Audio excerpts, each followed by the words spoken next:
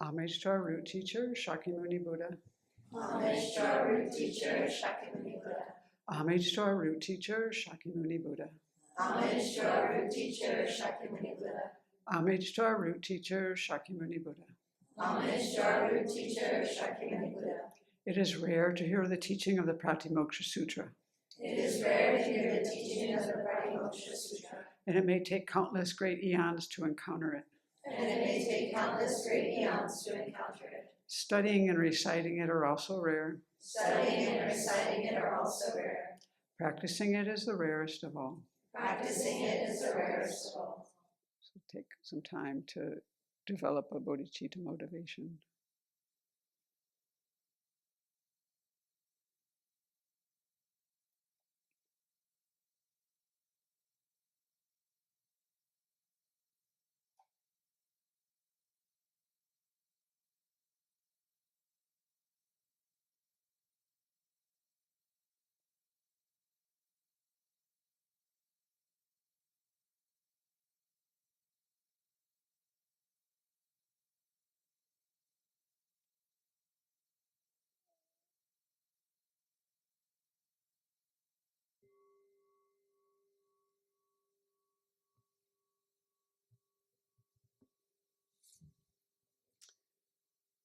So recently, I had 4 times where I was with Venerable Chodron, and each time someone spoke to her in a way that surprised me. And I was thinking, this reminds me of when the Buddha left because people didn't listen to him. This is what kind of prompted me to speak to you. And I'm not around Venerable Chodron that much, so I was thinking, geez, I wonder how much this is happening. So anyway, that's what kind of prompted this talk, this day. And what I was thinking about was that how important it is that we have a healthy relationship with our spiritual teacher. And I'm well suited to give this talk because I've made so many mistakes. So that's my qualification here.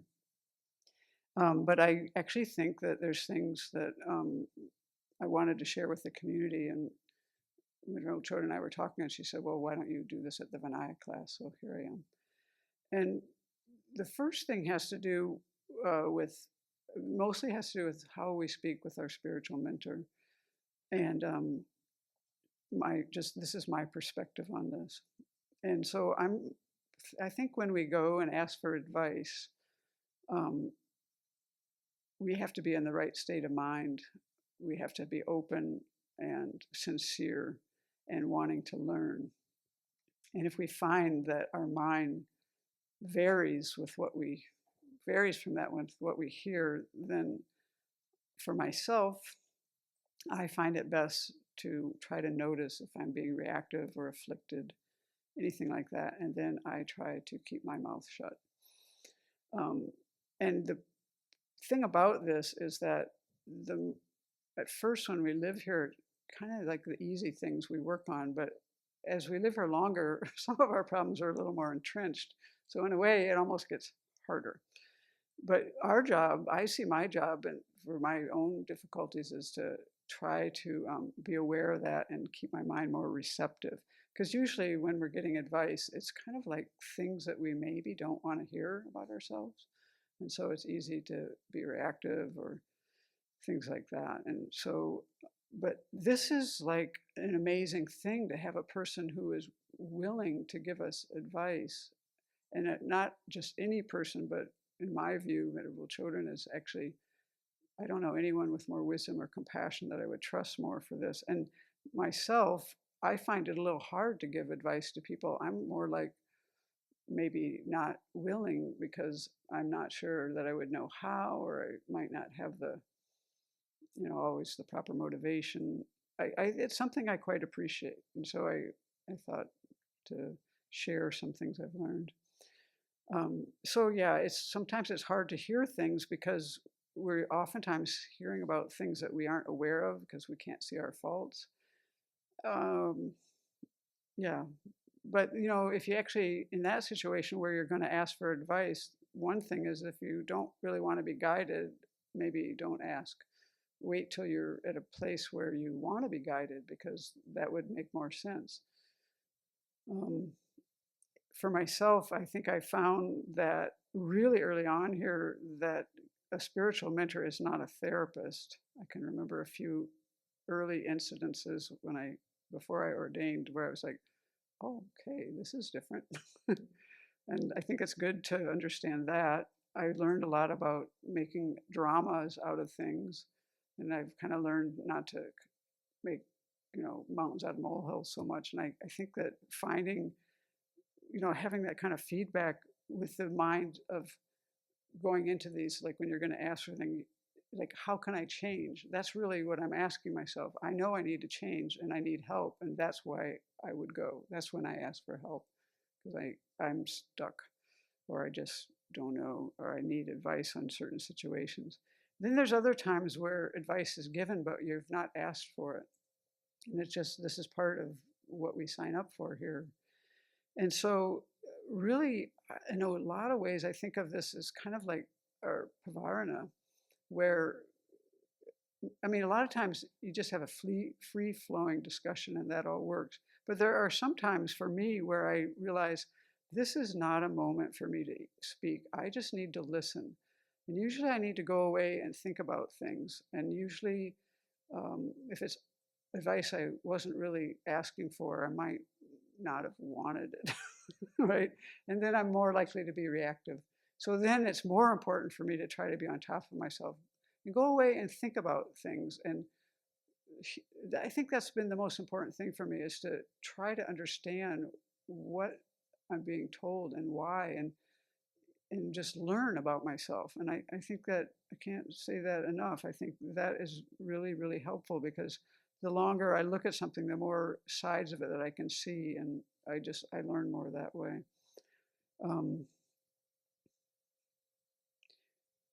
Let's see. I actually think it's good for me to always remember that the motivation that Venerable Chodron has is to help. She's trying to help us. And when you're in the midst of things, even with each other, when we try to help each other, a lot of times help can seem like harm. And so I have this little saying to myself was, oh, I'm seeing help as harm. And that's just kind of like one of my mantras that sometimes I recognize, oh, this is what I'm doing right now. I'm seeing help as harm. This person's trying to help me, but I'm not able to take it in. And so it's helpful that I've learned to recognize that and then really think things through. Because otherwise, it's easy to do the yes but, or to do retorts, or to be reactive and speak with the mind reactive. And me personally, actually, I always confess in our prasadas when I speak with anger to a person, because it's something I'm trying to get rid of. And so I find that helpful. It makes me more aware of when I have kind of gone beyond where I really want to be with my own sense of integrity and consideration for others. So yeah, the attitude of what can I learn with what I'm hearing, and just take that away. And there's so much to learn. Another thing that I would say that I've learned, probably through failure, yeah, that's true, is it's important that the person you're speaking with, everyone, but especially Venerable Children, that they feel like they have been heard. And I know for myself, not as much now, but it's taken me a long time to do this. And you've helped me with this, because you actually would tell me sometimes, you would say, just stop and listen. Don't try to think about anything. Because what was happening in the early years is, maybe we're talking about a project, but we could be talking about anything. I'm like kind of formulating my thoughts and my answers, or whatever it is. I'm thinking in a way that I'm actually not listening very well, and the other person is not feeling heard. And that's been a big area of growth for me.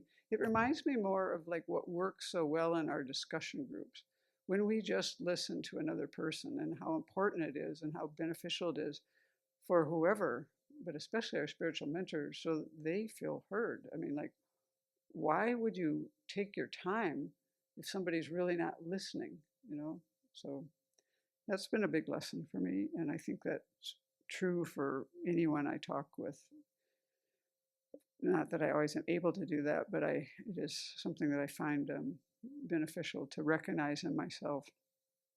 And then picking the right time and place. For instance, there are certain kind of things like we know don't work very well in our stand-up meetings, but work very well in other situations. You know, so that kind of sensitivity when you want to talk about certain things, you have to find the right time and right place. So yeah, those are all things about just conversing and when advice is given and when you're asking for advice. And then another thing that I wanted just to mention is that we've talked about this before, but maybe not recently, is um, we have in our monastic life and at the Abbey in particular, we have a kind of structure that is both horizontal and vertical in terms of authority, really. So we have a combination of both. And so I think this is sometimes a little hard. We're very independent people. That's how we got here. And now we're trying to not be quite so independent and learn how to work together as a group. But we had to be completely independent people to get ourselves here. So it's like you're changing the mold a little bit of what you are as a person in a way. But I think when we started learning about autonomy, that made that easy for everyone to realize we made the choice to be here, but we do have a need for autonomy. And so I think there's this need within a structure that has both authority that moves vertically and authority that moves horizontally to recognize that sometimes we're not going to like things, but we've chosen to be here and we can, you know, these are usually small, petty little things that we can kind of just live with. And we can just say, you know, this is my choice. I'm here. I don't have to be here. I'm here by choice. It doesn't have to feel like something is put upon you. And I thought to bring this up now just because we're starting the important thing of the NVC class again, which is so important for our community to have a common language. But every time we've had this class, and because we have this as a kind of language in a system that we all learn, sometimes the problem comes up of people thinking that I need to be requested, you're making a demand. But actually, when you have a structure that's both horizontal and vertical, there are times where you're just plainly, there are directives that are given. They aren't really demands, they're just directives. And that's just natural for things to work well. If we have to rehash everything at the Abbey like every year, I mean, it's hard enough already with all the number of things that change. But if we have to keep redoing everything, it's just unworkable. But it is just workable to have times where the abbess or anyone who's in a position of responsibility as a team lead or whatever, that they give a directive. There are times where that has to happen, and it's a, you know, there shouldn't be a problem with that.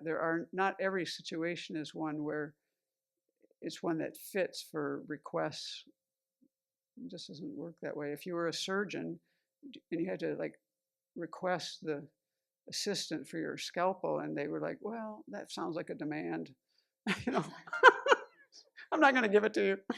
I mean, it just doesn't work that way. Some things, there's just kind of like a natural way that things flow better. So I just wanted to mention that. And my last point, because I'm not trying to fill an hour here, and maybe we're going to have a discussion, but I don't know what you have planned. My last point is my own take on what do we do with the feedback that we get? And this is my own thoughts about this are that we are all adults here. And my thought is that we're being trained to think for ourselves. The Buddha never said, you know, follow me and don't think for yourself. He said, think these things through and make sure they make sense to and adopt what makes sense. And yeah, of course, we're monastics. We've kind of bought into a certain level of precepts and this and that. But there come to times where you may have, I just feel like whatever we're taught, we have to come eventually to our own conclusions. when we're younger in the practice, we need guidance, and we need to follow that guidance and kind of get ourselves in line with the Dharma. But as we mature, we have to learn how to think for ourselves and come to our own conclusions. And I actually really think in the Buddhist world, what makes it work is that people actually come to different conclusions for minor things. And it's really not a problem. It's a big Buddhist family, and there's a lot of diversity in how the Buddhist monastics hold things. And to me, this is a reflection of people coming to different conclusions for their situations. And so that's, to me, I think we can live in harmony even if we don't have the same exact conclusion for things. It doesn't mean for me, when I'm living here, like there are some ways that we do things that maybe I don't agree with. It was not my conclusion. But, they're just like not very important. I can do this because it's more important to have harmony. But I recognize in myself, I'm not, there's a lot of things I'm not, like I'm not Tibetan, I'm not Asian, I'm not from an Asian country, I'm not from any of these things. And so some of the things in Buddhism and in the monastic life actually rub me kind of wrong because I'm not from any of these cultures and they actually don't work for me. But does it mean that I can't go along with the group when we do things in a certain way? No, it doesn't mean that at all. It means that I recognize that and I make a choice. This is the autonomy that I have, you know, that I have, and I've chosen to live here and to be a community where we function together as one harmonious group of people. And so it doesn't mean that I have to agree with everything. It doesn't mean I have to share all my opinions, or thoughts about things. I think that we can have different conclusions for minor things, but just let some of those things go and be harmonious as a group. I really don't expect that everything that anyone teaches me I'm going to necessarily agree with in full. If I maybe had more wisdom, or yeah, maybe if I had more wisdom, I would. But I am where I am. I am who I am at this point in time in my practice and in my life, and so I have to kind of work with that.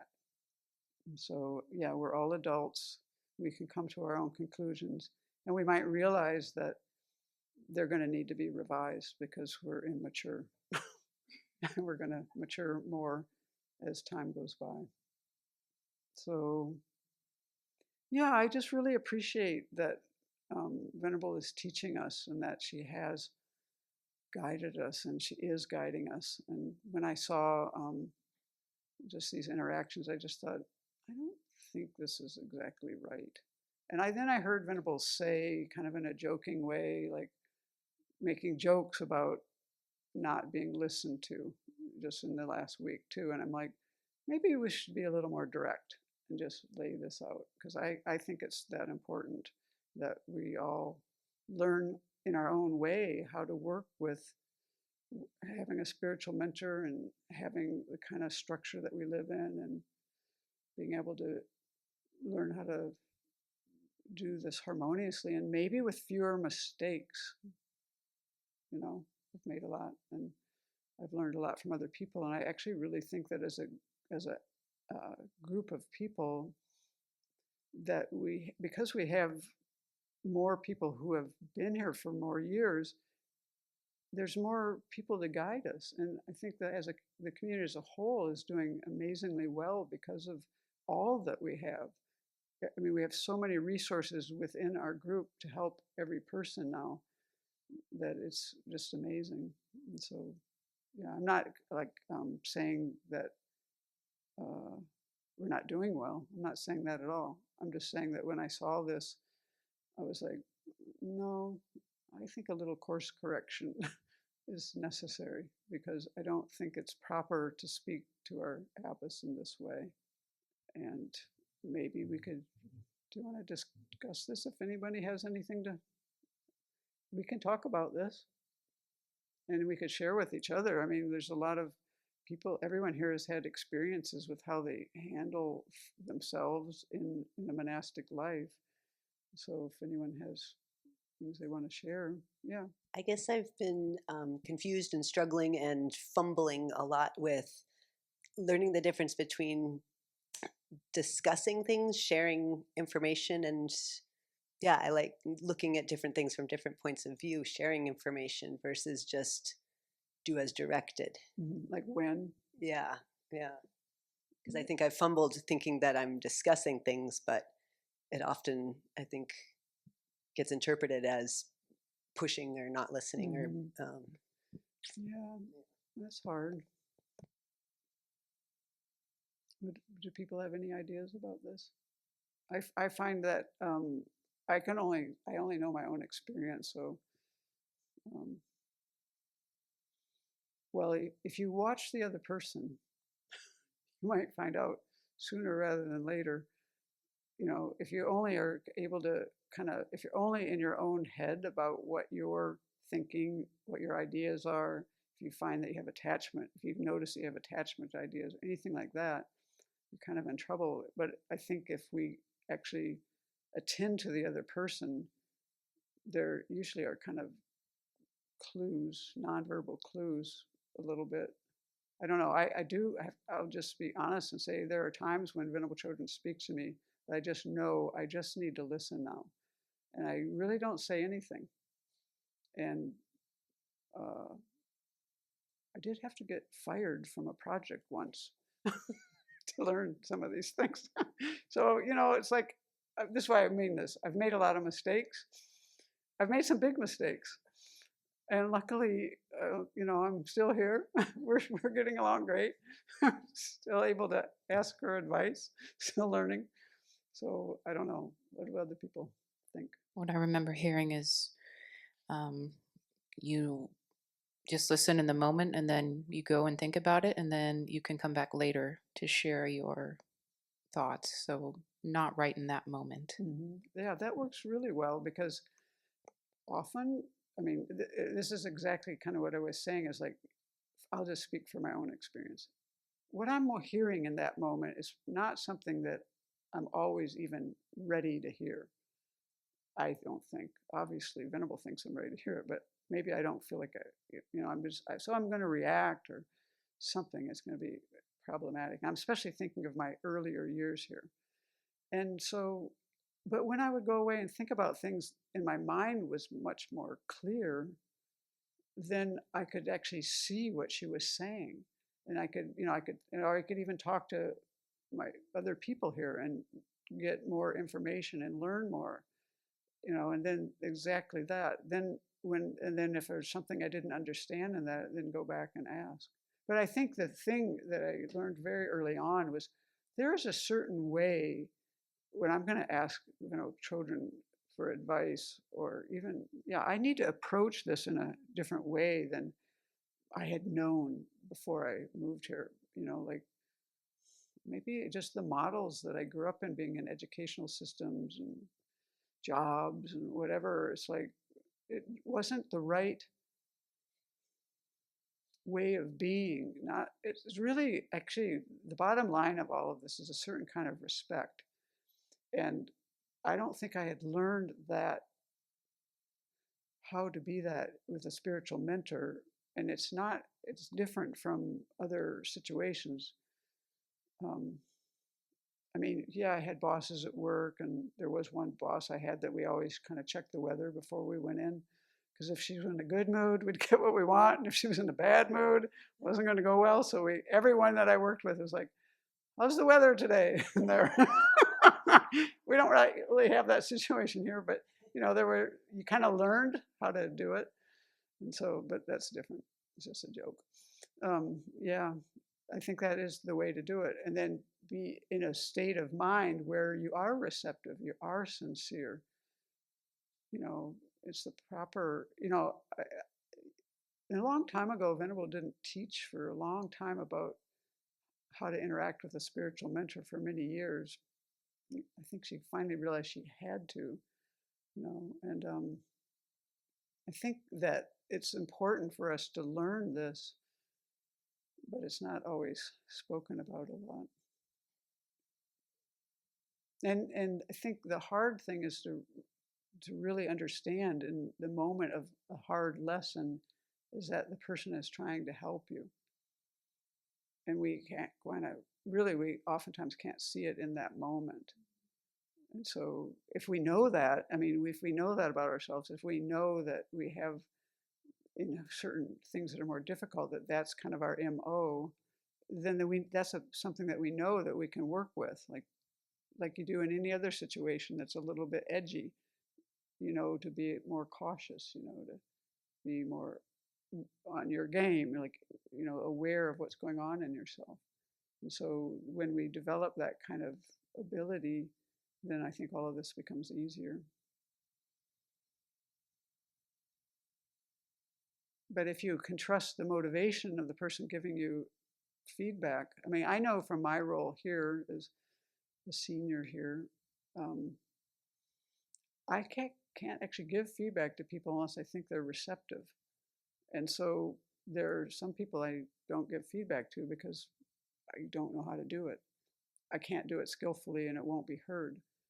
And so then there's other people here that I'm like so direct to a fault. Sometimes I don't know, that's my way. And they appreciate it. And we muddle through our difficulties around that. And it seems to work. Yeah, the other thing I would say is that when we learn the relationship with the spiritual mentor is so much more important than any other relationship that we have. When you think about the big picture, I mean, of course we need our parents to bring us into this world, but no one but our spiritual mentor is going to get us out of our situation in cyclic existence. And that's the scope of their importance is it doesn't even compare. And so this relationship can always be, most people I've met always kind of find it a little confusing. And so there's a lot to learn because it's so different from anything else you've ever experienced. But that's, I think, kind of the beauty of it, is that because it's so important, we will learn things in relationship with our spiritual mentor that we won't learn other places. And to me, it's always seemed to me that the importance of that is that then we're going to be able to interact with more skill with other people. And that's kind of our big time goal with our bodhicitta motivation is, we need to be able to interact with people in a way that's beneficial. And to do that, I mean, we really have to respect people. And once you learn to really respect your spiritual mentor, because we haven't learned how to respect in certain ways in our culture, I would say, then that's really beneficial for us with the rest of our Dharma life. You might see it differently, but this is kind of how I see it. I mean, for me, just speaking for myself, I respected my parents, but my respect in a certain way was born out of fear because I grew up in a place where, you could get clobbered over the head if you didn't toe the line, and so it was fear-based in a certain way, and that doesn't really, I mean, of course, that's not the only thing that I learned, but that's not really what we're trying to do here, and that's not the long-term way to really respect a person. That's more fear of punishment or something. That's not what we're trying to do. So Venerable has not been, through most of my 20 years here, been able to give me some real straightforward advice because I'm such a scaredy cat and I cry easily and I run away or I get really reactive. I think I've gotten a little bit better over the years. So it's so interesting because I'm kind of like when she first met Lama Zopa and they talked about dolphins. For Venerable to connect with Semke, they talk about turkeys and deer and cats and forests and things like that. And so there's a part of me that's really sad about that.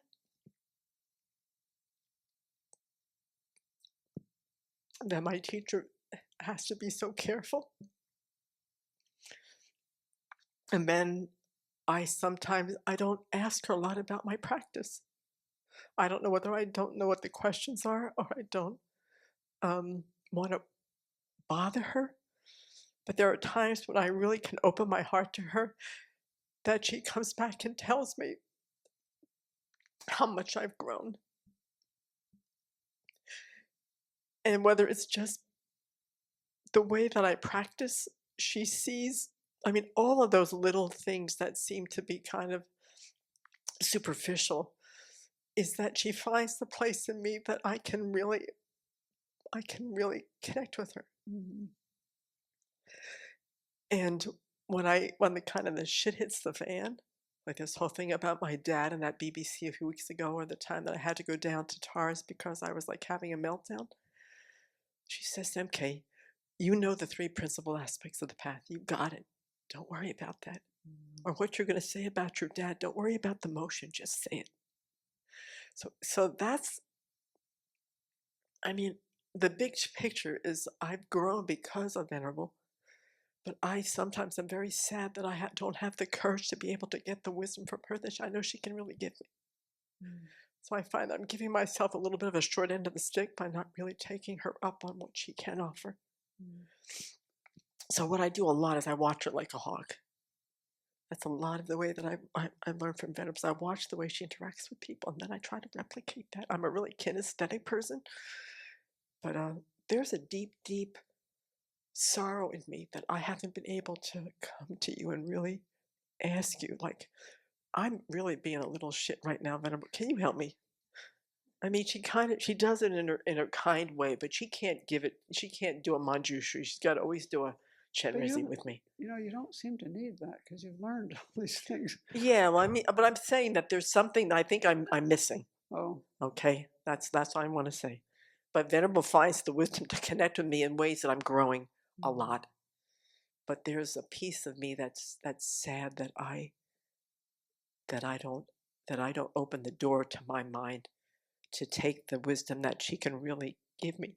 Considering that I'm getting up in years, I really want to make sure I'm not missing any opportunities well, here. it sounds like you just have given the invitation.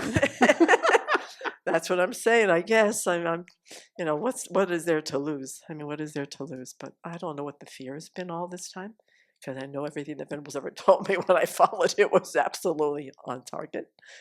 So but there's something about my relationship to you that I'm still trying to deepen. In response to Venerable Kunga's reflection, right, the like pause and go and think about it, and also what Venerable Diki was saying, like how do you know when it's discussion or pushback? I found years ago, I think Venerable gave this talk for Kadampa Center in North Carolina, I think, about how to use the relationship with a spiritual mentor. That's just stuck with me about just, you know, no matter what, it's always mirroring back what we need to work with now. And so I found always that often, like if it's a genuine discussion, if my motivation's very clear and I know what I need to bring up because of a broader concern about a project or whatever, the conversation goes smoothly. Often it's when I have an affliction driving what I'm saying, but I may not be aware of it, but Venerable's probably 2 steps ahead and she knows it, then I get caught, right? It could be something as subtle as, you know, often in my role, I'm serving as assistant or helping her with something. And in my head, I'm like, doing this would be more convenient for me. So let's do it this way. That's the real driving force. And it's like, wait, no, this is about the teacher. This is her schedule. This is about her. Hello. You know, that needs to be the priority. But the affliction's in the way. Then we spend time having a little ping pong, right? It's like, we don't need to waste time like this. Unfortunately, often I can't see my own afflictions. And Venerables had to be very direct with me many times because I can't hear. I think in the recent trip to Taiwan, this was very helpful where I think, you know, I'm very used to playing that assistant role, but now I was in translator role, so I'm also thinking about what I imagine would be suitable for the situation. And one day she just said to me, whatever happened to, yes, I will do as directed, do we need to have a discussion about everything? If this is about, I know you're a Chinese, and if this is about culture, I will consult with you first, but otherwise I'm the teacher, right? Like she just had to say it in all caps. And I was like, but it was really helpful because I couldn't see that mentally I was caught in between these 2 ways of thinking and creating a lot of difficulty for myself, really, but also for her, right? So yeah, I'm sorry, she just has to spell these things out. And then you pause and you really go think about it. And one time we were in the middle of me having a discussion and she just went, look, you're doing it again. And just having it pointed out in the spot, I'm like, right. As in, she's like, we just had a discussion about not having discussions. Here, you're doing it now. I'm like, oh, right. Yeah, that's So what it takes. What to do? I'm sorry. The teacher has to do this extra work. But I will say, it takes a long time for me to catch these afflictions and process and not take it personally, not feel like I've been put through the shredder, and feel like it's so fortunate that we have someone willing to do this. Okay, that really explains it quite well. So everybody knows now what this is kind of just part of it. I mean, yeah, you're right. We can't see ourselves. We can't see what's happening in that moment. And this is what I meant about the things that are a little more entrenched. Like they're entrenched and not recognized maybe, and they're just kind of how we do things. Like the first contractor we had when I was going to go into this meeting angry, and she got out the hook and didn't even let me go to the meeting, because that's just how you wait. This is just how you handle these things, right? No, it was an easy lesson, but some of these are harder, and they do have to be direct sometimes.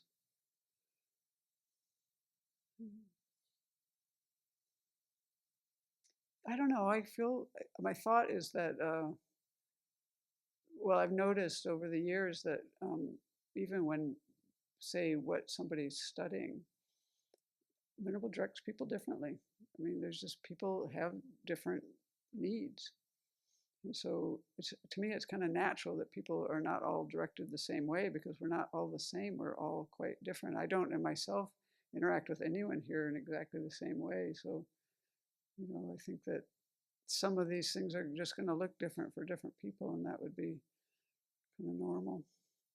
So like if you think that, like, some people when they come here, they think they're going to have be told everything that they study, and every retreat that you're going to do this and this and this and this. And that does happen for some people. It doesn't happen for other people, because I don't know, I have to ask Venerable why, but just, things vary for people because of what I perceive it as what people need, and how what will help a person to kind of flourish. And that's going to look different.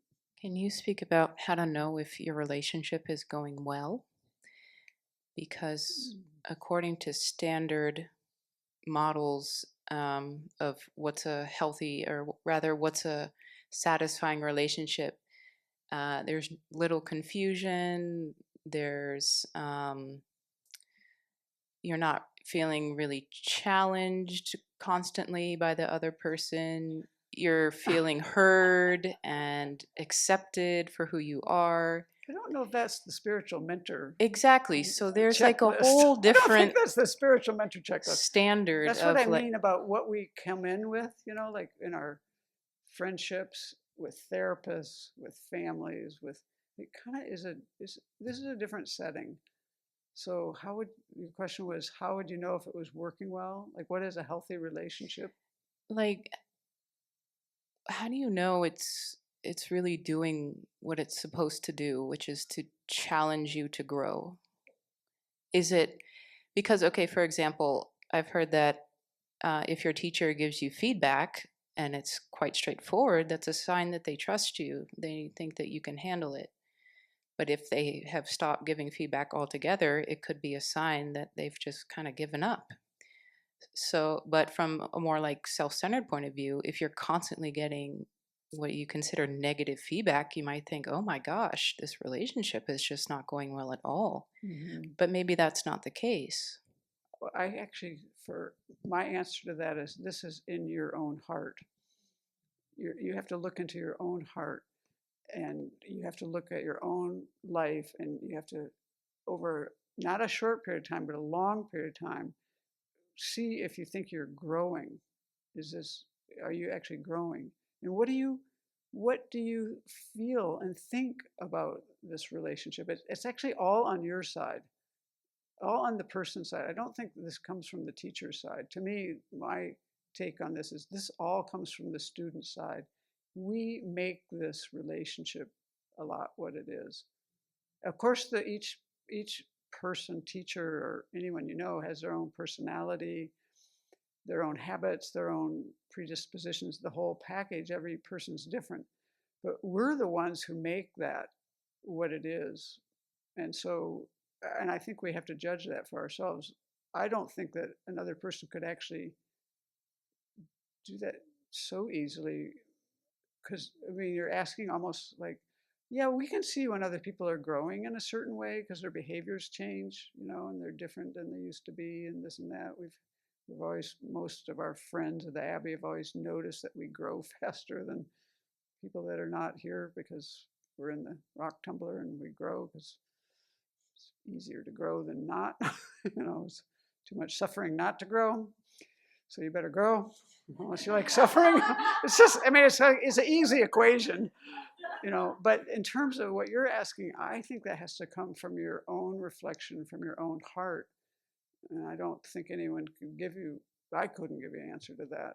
It just feels like, I don't know, some of us do the 6-session guru yoga, and there's a line in there about having a healthy relationship with your spiritual mentor. And so I read that twice a day, and I'm like, I love that line. I love that line because that works for me in the sense of just, it works for my nature of wanting to have things that are kind of wholesome. So striving for, not that everything is, because I'm too afflicted for that, but striving for that. So I judge it in that way. Like, am I going in the right direction? I've never had much doubt in this direction though. So I'm, like, that's not an issue for me. Yeah. I hope that helps a little. Maybe other people have some ideas. I know that when I read a book from Thich Nhat Hanh, I decided, I'm not sure if he's right on this, because I don't think it's such a linear path. But I remember sometimes I've read from him, like, if you're doing your practice right, it's going to look like this. And I'm like, my practice doesn't look like that. And I don't actually think I'm doing this practice wrong. You know what I mean?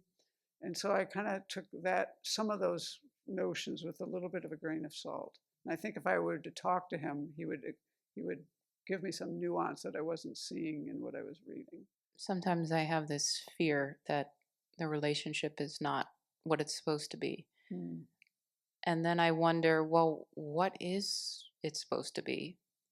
What is this standard that I've come up with in my mind, and is it really appropriate? Yeah. Well, my response to that for myself is study the qualities of a student, because that's the part we can deal with. We can't change another person, but when we change, a relationship changes. That's just clear. Like when two people have a relationship, I kind of still feel this way. There's you, there's the other person, and then there's the relationship, and that's its own thing. But when that comes together, if you change, then what comes together changes. It can't be the same, because it's, something is on one side has changed. So my way, my practice and my way of addressing this whole issue has always been to focus on the qualities of a student and make myself into a good student. And then actually, I don't think you have to worry about it too much, because that will cover the bases that you need to have a healthy relationship, one that's going to be productive. And that's not, I mean, they're easy to memorize. There's only 3 points. But a little hard to enact in all the time.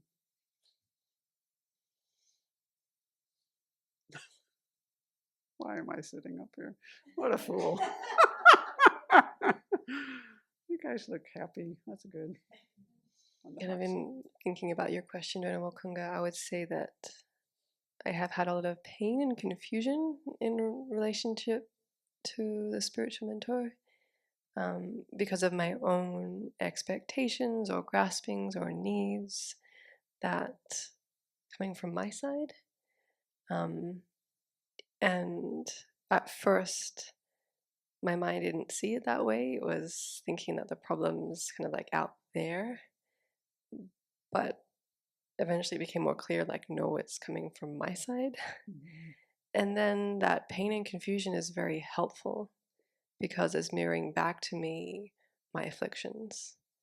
And that's exactly where I need to grow, is that place of the confusion and the pain, because no one's doing that to me except myself.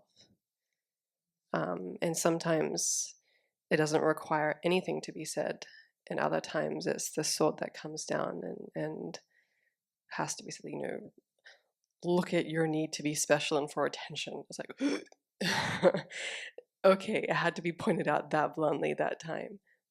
And other times I'm just sitting there with my pain, holding it in my arms, and it's like, okay, yes, you're crying, let's deal with this. And for me,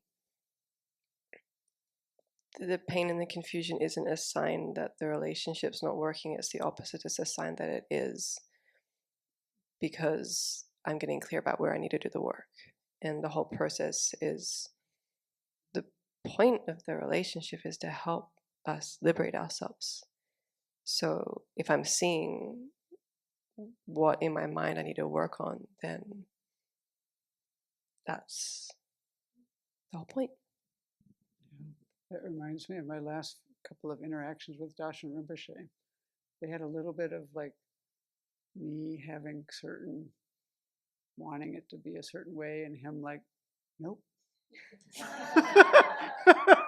I'm like, years like, oh, okay, I got that. Took me a while. Yeah, I mean, we have to see these things, and they're the ones who can help us to see things, and it is not always cheery. But it's what we need to see, like, I find the mistakes to be on my side, but sometimes it might take me a few years to see it. I've explained the Pratimoksha Sutra. We now dedicate all the merit of studying the Pratimoksha Sutra so that all sentient beings may attain Buddha.